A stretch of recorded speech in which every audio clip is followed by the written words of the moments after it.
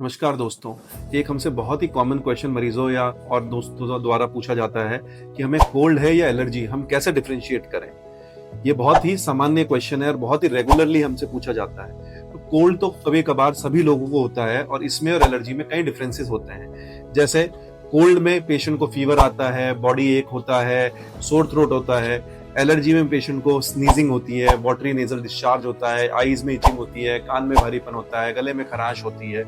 Cold 5 से 10 दिन के लिए रहता है सामान्य तौर पे, बट एलर्जी महीनों हफ्तों तक रहती है पेशेंट के, कई बार कई सालों तक रहती है पेशेंट के। कोल्ड और एलर्जी में एक और मेजर डिफरेंस है, जो डिस्चार्ज नाक से पेशेंट के आता है। जो नॉर्मल कोल्ड में जो होता है थिक होता है, म्यूकस वाला होता है, बट एलर्जी में ये वाटरी डिस्चार्ज होता है। और ट्रिगरिंग फैक्टर्स क्या हैं?